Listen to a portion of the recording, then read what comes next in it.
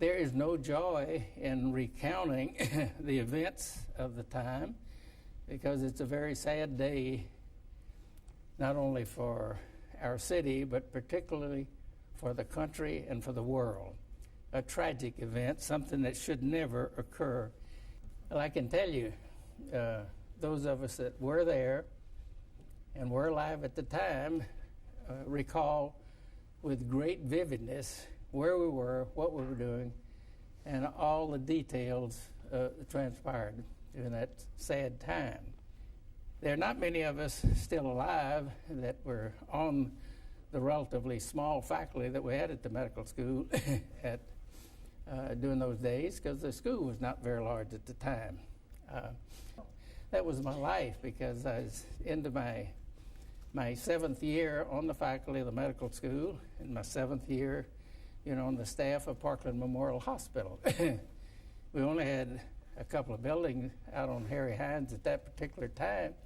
So if I was going to be on duty anywhere, it was going to be at Parkland, because that's where the clinical work took place. Parkland Hospital, when it first existed, 1955, as you see it, isolated out on Harry Hines. And people act surprised, that you were present or on duty at the time. Well, if you worked there, there wasn't much else around there. And if you're going to have lunch, there's only one place to have lunch, and that was at hospital cafeteria. There were no school cafeterias. There's nothing else. Well, in 1963, the hospital had not changed very much. It had added a clinic area that you see here, and then, of course, the emergency room area was in the back. Now then, we had surgery time on Friday mornings, and I'd already finished surgery and at around 11:30 or so, and getting ready to go to lunch. You see Audrey Bell is the operating room supervisor, a great friend of our service, helped us to build our operating room time in that hospital. The man in the middle, Pepper Jenkins, was chief of anesthesiology. He came to Parkland at a time, and Southwestern at a time. The anesthesiology was not a very sophisticated specialty at all, so Pepper was one of the first real giants in the field of anesthesiology and medicine. You see Ron Jones in the lower right and Mac Perry. Ron Jones and Mac Perry were having lunch just a table away from where we were. They were paging Tom Shire's stat over the public address system. In those days, we didn't have, little automatic buzzers, or we didn't have these iPhones and things that we wear on our belts then. Tom Shires was the chief of surgery. Had many surgical residents, so the pecking order to below Tom was quite deep. So no one ever paged Tom Shire's stat. Ron Jones was the one that rushed to the little niche in the wall, picked up the phone, they advised him that the president had been shot, and brought him out. Ron, as many of you know, and certainly all the staff knows, is now chief of surgery here at the Baylor University Medical Center, and is one of the few surviving guys around to that fateful day. Ron came by our table and said, "They just shot the president, and they're bringing him here." And I thought, Ron's wrong. Nobody would shoot the president. But boy, I'll tell you, everybody jumped up. And Pepper ran off to get an anesthesia machine, and Audrey and I ran down one flight to go to the emergency room. And sure enough, when I opened the door, and the first person I ran into was Jackie. I was absolutely stunned. When you run into a person that you've seen pictures of, sort of created a mental friendship with an individual, you don't know what to say. She was tear-stained face. She had blood on the lower part of her suit and her legs, and there was a space between her and the rest of the people. And I didn't know what to say. You just don't say anything. I just became nauseous and then made my way on into trauma room 1. Now you see, the lady in the middle, Doris Nelson, the emergency room supervisor, she's made herself the guardian of Jackie. She was never more than 10 feet away from her and protected her, never allowed people to get near her, and just allowed her to roam anywhere she wanted to. And she even appeared in Trauma Room 1 where the president was being cared for on a couple of occasions when certainly should not have been present. Emergency operating room was very plain, very small room. Pepper ran up and got his brand new cardioscopic monitor. Boy, that was the biggest, that little bullet thing over there.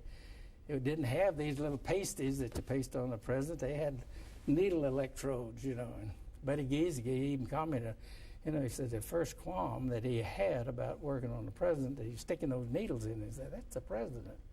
And that did give pause. And of course, the most sophisticated anesthetic machine they had at the time was this Ohio Hydrink machine, which Pepper rolled in the room, and they did all resuscitative efforts that they could. My entry into this room, I was struck by how long the president seemed. You know, he's a big man. His feet extended out over the end of the gurney that you see here. I worked my way around the room. There are a lot of people in there, more people than I'd ever seen in the emergency room. And just to be sure that he did or did not have wounds about the face or jaws, which he did not, but there were no drapes on him to speak of.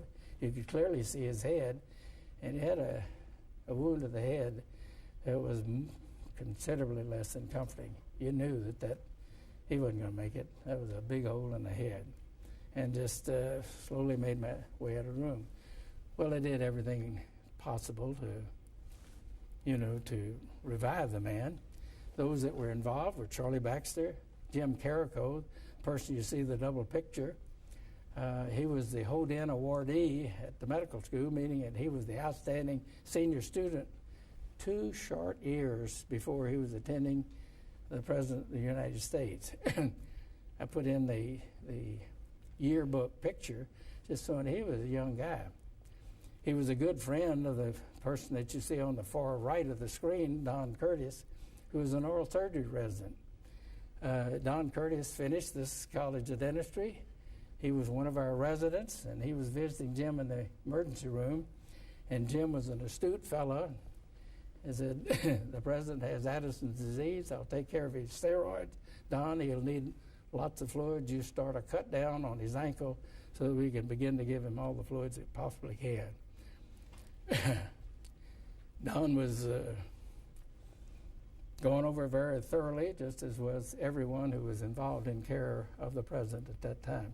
The rest of the people, Buddy Giesecke, a young man in anesthesia, Pepper, Bob McClellan, still alive, out at the medical school, and probably the best historian of the whole affair. Mac Perry, that you see next, vascular surgeon, had just recently returned to Parkland, had most involved in resuscitative efforts, and it was just thoroughly depressed. He had to take time off after the incidents because he was so taken and shocked by the events. Mac never said a word the entire life. They were waiting for Mac Perry to write a book or say something about it. Mac never said a word. He flew in from Jacksonville, Texas, weekly to attend surgical grand rounds up till the time of his death about a year ago. And Paul Peters inserted the chest tubes. He was a urologist, but happened to be near there. I mentioned Kemp Clark in the middle. He's the neurosurgeon. He was the person who signed the death certificate. So these are the major physicians involved in resuscitative efforts. Immediately across the room, we had a very seriously injured governor who most surely would have died had he not had immediate resuscitative efforts. He shot through the chest, it exited, hit his right wrist, and then deflected and deposited itself in the left thigh. Buddy Giesecke was called from Trauma Room 1 to Trauma Room 2 to take care of the anesthesia needs of the governor. Some of you may know Dr. Red Duke, who's an eminent trauma surgeon in Houston, and for a while he had a national syndicated television show, Red Duke Reports. So he became a luminary in medicine. Dr. Shaw was a thoracic surgeon who cared for the governor's chest wounds. Charlie Gregory took care of the wrist wounds. And Tom Shires, the person to whom I referred earlier as the chief of surgery, was in Galveston at the time that the event took place. He's notified immediately. They drove him quickly to NASA. They put him on a jet and had him back in Dallas within 45 minutes of the time that the president was shot. And he participated in removal of the bullet from the governor's left thigh. Bob McClellan and Charlie Baxter were also participants in the governor's care. The president was in the emergency room only 20 minutes, a short 20 minutes, before that, he was, actively some resuscitative efforts being given. He's declared dead around 1 o'clock. He shot at 12:30, got to the hospital within 10 minutes, and then never had a chance for survival. After the president was declared dead, everybody split from the room except Pepper Jenkins, and he remained in there to remove the electrodes and clean up the president a little. And Jackie came in, they allowed her in, and it was a very touching moment when she kissed his ankle and kissed his lower leg and kissed his thigh, kissed his chest and kissed his cheek, and then took off her ring and slipped it on the president's finger. She wanted something of her own to be about the president. And then the priest came in and did the last rites. A very touching moment. And then when they were getting ready to put the president in the casket, Earl Rose, who's the pathologist at Parkland, came forward and contested it, because there's a law in Texas that says that any person who dies an instant death must have an autopsy in the state. And Earl Rose was correct, but the Secret Service people were not going to have any of that, because they had lost the man that they were mandated to protect, and a horrible thing had happened on their watch, and they were going to take him back to Washington. So it was a little bit of an ugly scene in the emergency room. I was there, watched it. I was a little repulsed by it. But the Secret Service people won, and they took off with that casket and got him out to the airport rather quickly. One of the president's favorite songs was from Camelot. And the last few words, "Don't let it be forgot that once there was a spot for one brief shining moment that was known as Camelot." One of the favorite words, and the words that Jackie brought forth whenever questioned, did she have any thought about the death of her president. And for one brief shining moment, there was a Camelot through the presidency of John F. Kennedy, and it came to an end very tragically in our city. And for that, I have no joy. Thank you.